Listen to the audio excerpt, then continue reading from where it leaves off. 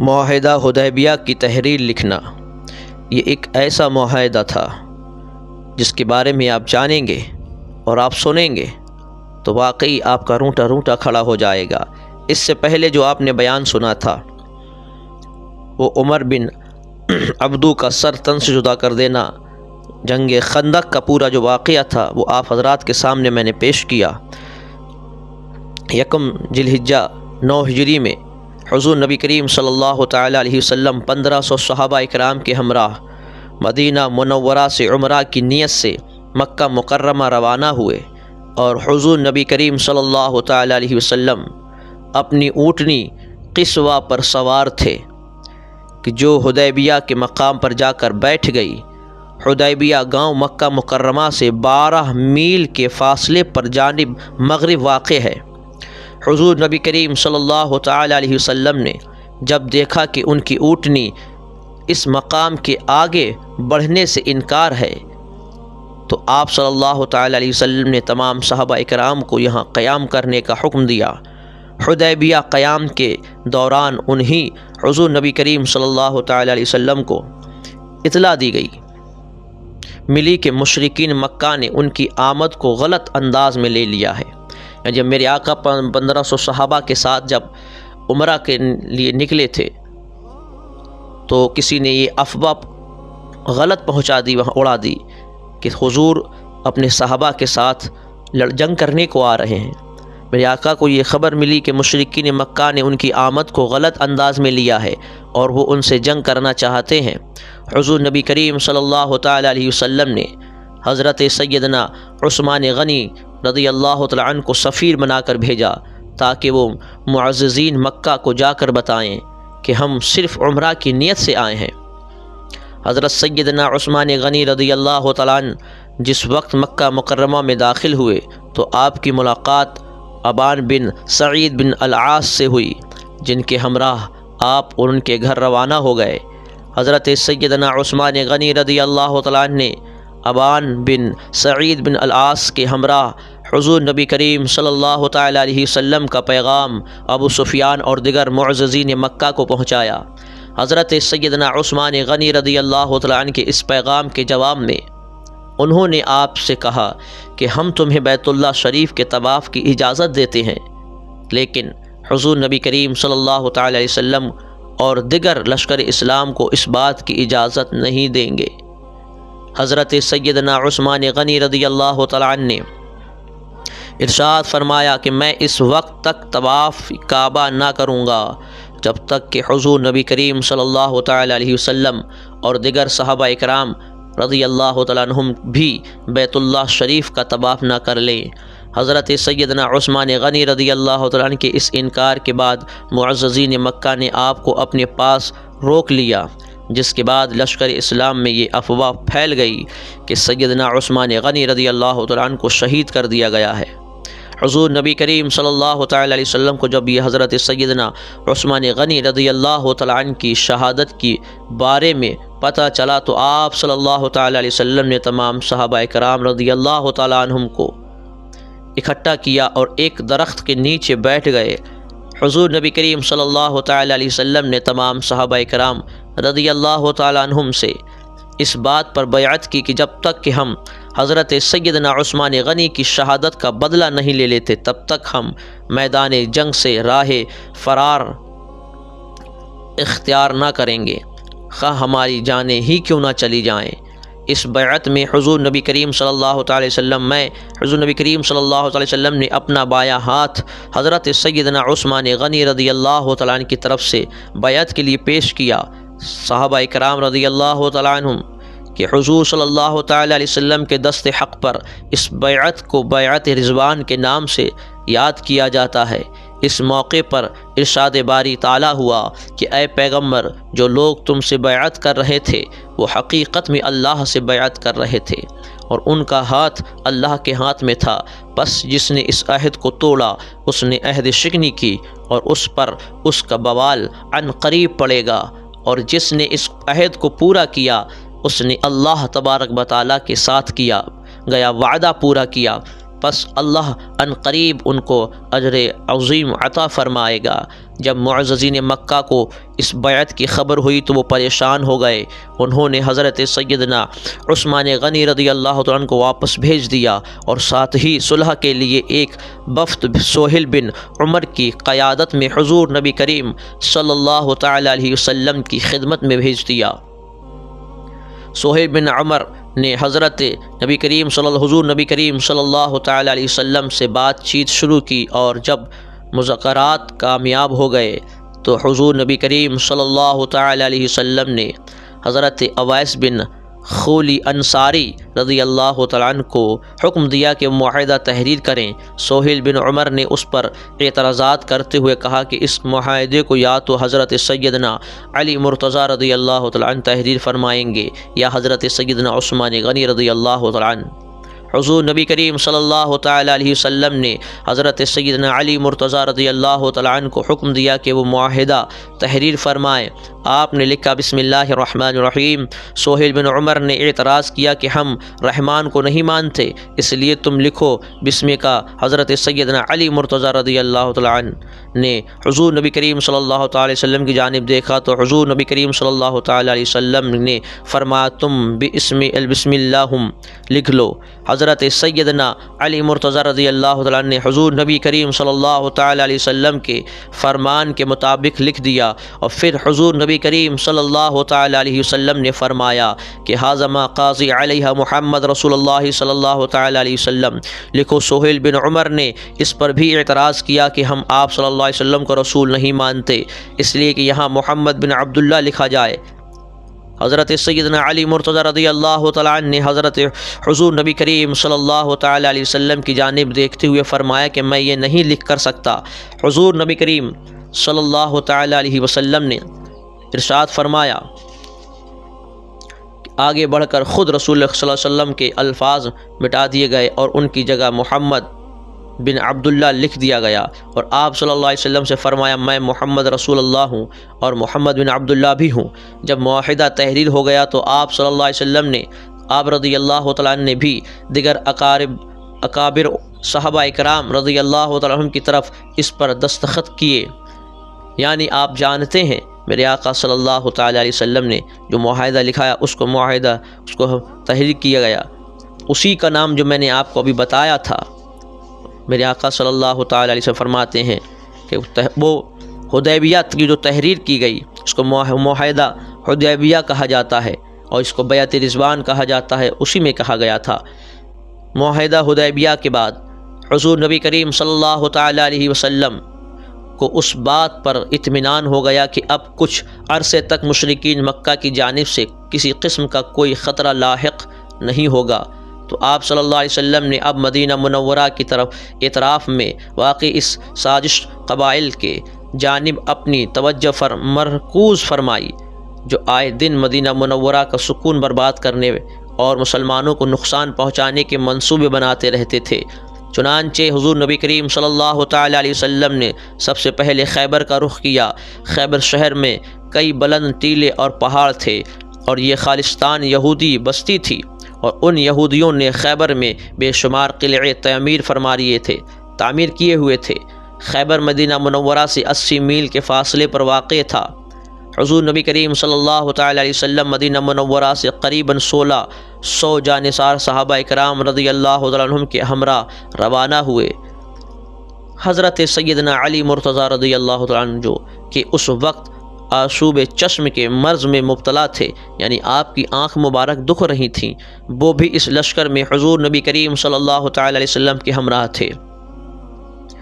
لشکر اسلام نے جب سب سے پہلے خیبر قلعہ نام پر حملہ کیا، حضور نبی کریم صلی اللہ تعالیٰ علیہ وسلم کے حکم پر حضرت محمد بن مسلمہ رضی اللہ تعالیٰ عنہ اور ان کے بھائی حضرت محمود بن مسلمہ رضی اللہ تعالیٰ عنہ نے نہایت دلیری کے ساتھ مقابلہ کیا اور بالآخر جام شہادت نوش فرمایا۔ قلعہ نعم کے بعد لشکر اسلام نے اپنی پیش قدمی جاری رکھی، یہاں تک کہ قلعہ قموس کے علاوہ خیبر کے تمام قلعے فتح کر لیے۔ قلعہ قموس کا شمار خیبر کے سب سے مضبوط قلعوں میں سے ہوتا تھا، اور اس قلعہ میں یہودیوں کا سردار مرحب رہتا تھا۔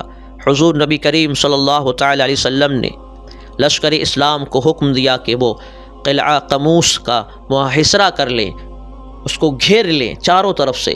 لشکر اسلام نے قلعہ کو قموس کا محاصرہ کرنے کے بعد اس پر کئی تاج بڑے توڑے حملے کیے، لیکن فتح نصیب نہ ہوئی اور انہیں یہودیوں کی جانب سے بھی سخت مزاحمت کا سامنا کرنا پڑا۔ حضور نبی کریم صلی اللہ تعالی علیہ وسلم نے جب دیکھا کہ کئی روز کے محاصرے اور تابڑا توڑ حملوں کے باوجود بھی قلعہ فتح نہیں ہو رہا، تو آپ صلی اللہ علیہ وسلم نے اعلان کیا کہ کل میں علم اس شخص کو عطا کروں گا جسے اللہ اور اس کا رسول محبت کرتے ہیں، اور وہ بھی اللہ اور رسول صلی اللہ علیہ وسلم سے محبت کرتا ہے۔ اللہ اس شخص کے ہاتھوں قلعہ فتح فرمائے گا۔ حضور نبی کریم صلی اللہ تعالی علیہ وسلم کا فرمان سن کر تمام صحابہ کرام رضی اللہ تعالیٰ عنہم کے دل میں یہ خواہش پیدا ہوئی کہ علم اسے عطا ہو۔ اگلے روز جمعہ تھا۔ حضور نبی کریم صلی اللہ علیہ وسلم نے جمعہ کی نماز کی ادائیگی کے بعد دریافت کیا کہ علی اس وقت کہاں ہے؟ علی اس وقت کہاں ہے؟ حضرت سیدنا علی مرتضیٰ رضی اللہ تعالیٰ عنہ کو، جو کہ ابھی تک آشوب چشم کے مرض میں مبتلا تھے اور اسی وجہ سے جنگ میں عملی طور پر حصہ بھی نہ لے سکتے تھے، انہیں بلایا گیا۔ حضور نبی کریم صلی اللہ تعالی علیہ وسلم نے دریافت فرمایا، علی کیسے ہو؟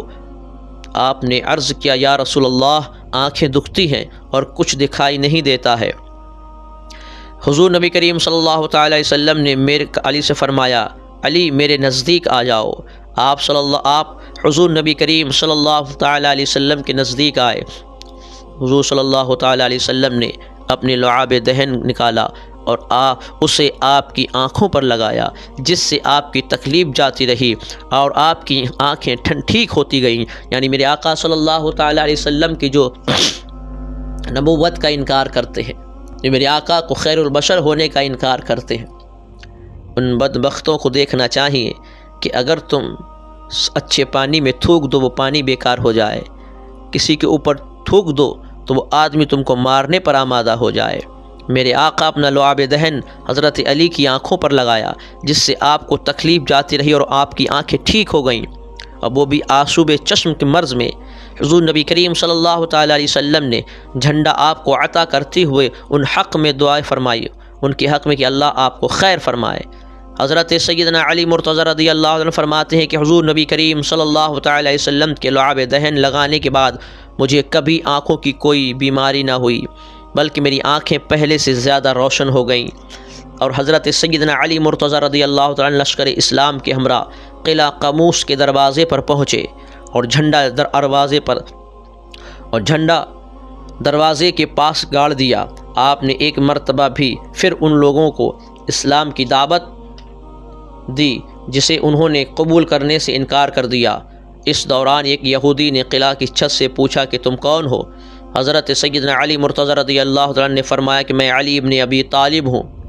اس یہودی نے جب آپ کا نام سنا تو کانپ اٹھا اور کہنے لگا، تورات کی قسم یہ شخص قلعہ فتح کیے بغیر ہرگز نہیں جائے گا۔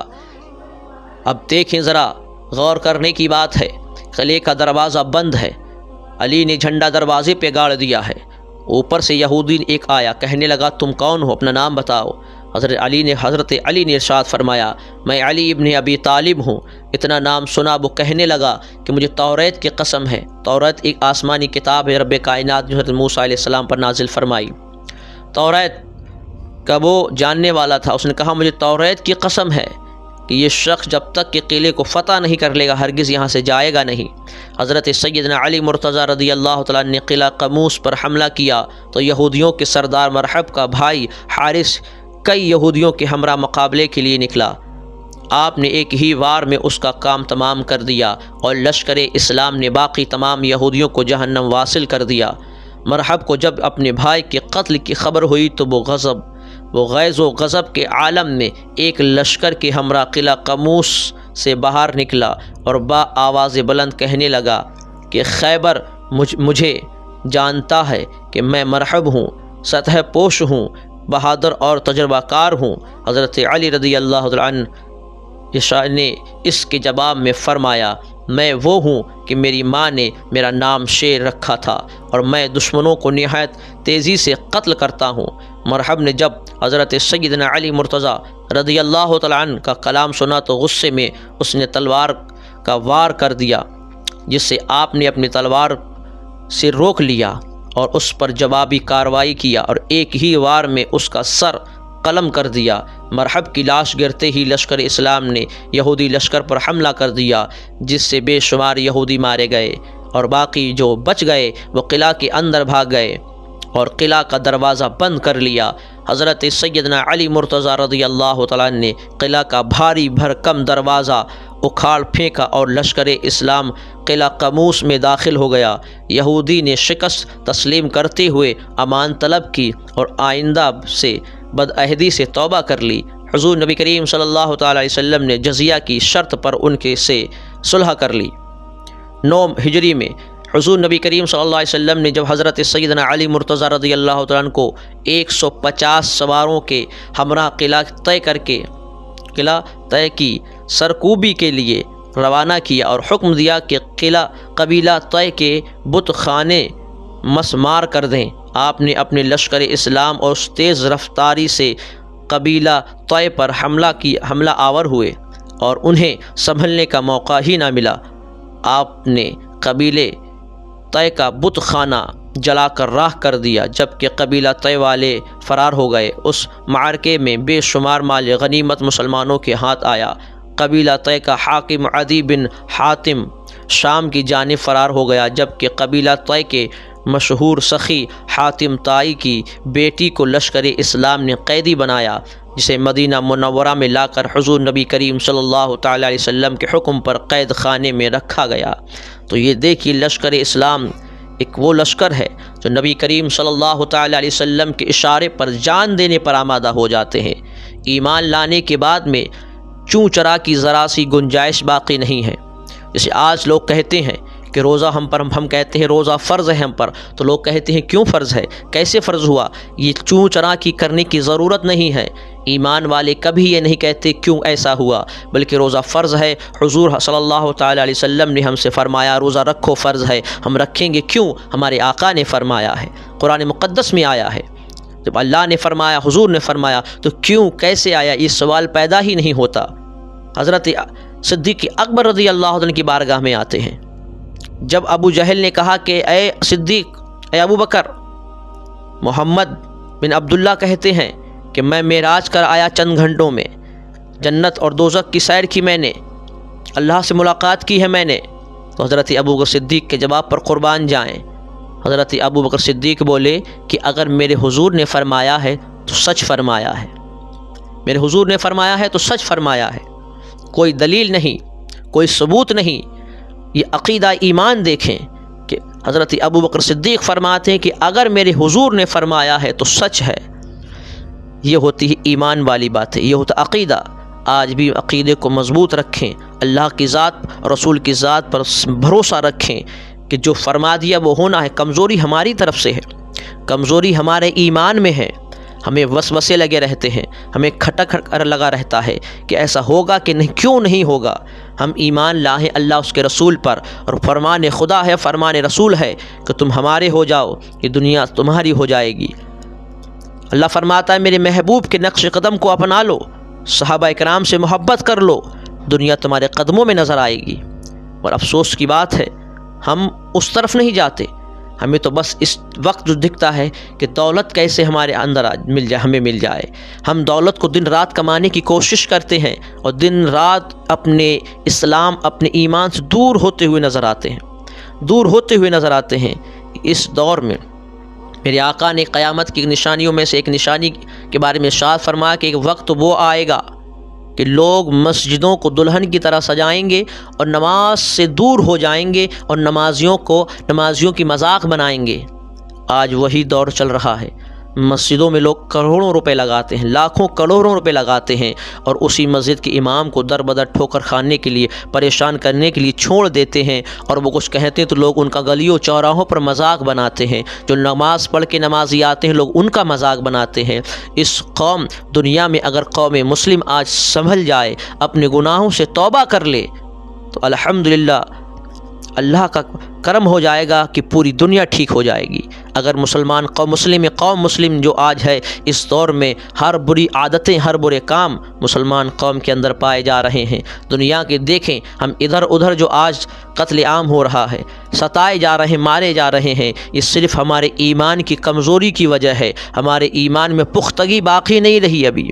اگر ایمان پر اپنے ایمان پر قائم ہو جاؤ، اپنے عقیدے کو مضبوط کر لو، اپنے یقین کو مضبوط کر لو، اپنے بھروسے کو مضبوط کر لو کہ حضور نے فرما دیا کہ جو میرے اور میرے صحابہ کے نقش قدم پر چلے گا وہی کامیاب ہو جائے گا، جو اہل بیت سے محبت کرے گا وہی کامیاب ہو جائے گا۔ تو تم کامیابی ڈھونڈتے ہو آج غیروں کی چاپلوسی کرنے میں، تم کامیابی ڈھونڈتے ہو مشرکین کی ہاں میں ہاں ملانے میں، تم ڈرتے ہو، کسی مشرک کے پاس جاتے ہو تو کانپتے ہو، اور رب کی بارگاہ میں جاتے ہو تو بکواس کرتے ہو، زور زور سے مسجدوں میں چلاتے ہو۔ یہ بھی ایک قیامت کی نشانیاں ہے کہ لوگ مسجدوں میں بیٹھ کے اپنی کھیتوں کی باتیں کرتے ہیں، اپنے گھروں کی باتیں کرتے ہیں، اپنے جانوروں کی باتیں کرتے ہیں، انہیں سمجھایا جاتا ہے تو برا مانتے ہیں۔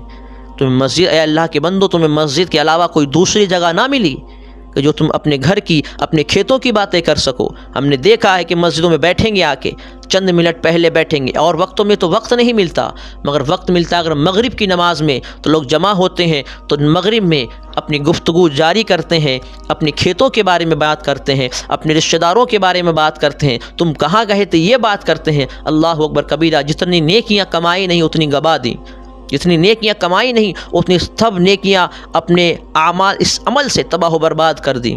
تو کم سے کم غور کرو میرے بھائیوں کہ تم کس جگہ بیٹھے ہو۔ قیامت قریب ہے، بہت قریب ہے، کیونکہ آثار قیامت اور نشانیاں قیامت بکثرت ظاہر ہو رہی ہیں۔ بس اللہ سے دعا کرو، کیونکہ حضور نے فرمایا کہ قرب قیامت ایک دور ایسا بھی آئے گا کہ انسانوں کے ہاتھوں سے اس کا ایمان چلا جائے گا، وہ انسان کو کان و کان خبر بھی نہ ہوگی کہ صبح مسلمان تھا شام تک وہ کافر ہو جائے گا، کیونکہ ایسے اعمال انسان کرے گا، کیونکہ اس کو دولت چاہیے کہیں سے بھی آئے، چاہے وہ حرام کام کرنے سے آئے، کفر کرنے سے آئے، اس کو کوئی مطلب نہیں ہے، صرف دولت آ جائے اور دولت ایمان ہاتھوں سے نکل جائے، اس کو اس کی پرواہ نہیں، اس کو پتہ ہی نہیں چلے گا۔ اب تم کہو گے کہ مجھے پتہ ہی نہیں ہم نے کیا کہہ دیا، کوئی غلطی تمہاری ہے کہ تم نے علم دین کیوں نہیں سیکھا۔ اللہ کی پناہ، اللہ اپنے حبیب کے صدقے میں ہمیں توفیق عطا فرمائے، علم دین سیکھنے اور سکھانے کی اللہ ہمیں توفیق عطا فرمائے، علم سے زیادہ اللہ ہمیں عمل کی توفیق عطا فرمائے۔ اللہ اب تبارک و تعالیٰ اپنے فرمان، حضور کے فرمان اور صحابہ کرام کے فرمان پہ ہمیں عمل کی توفیق عطا فرمائے۔ یا اللہ ہم سب کو آخرت کی تیاری کرنے کی توفیق عطا فرمائے۔ انشاءاللہ تعالیٰ اگلے جو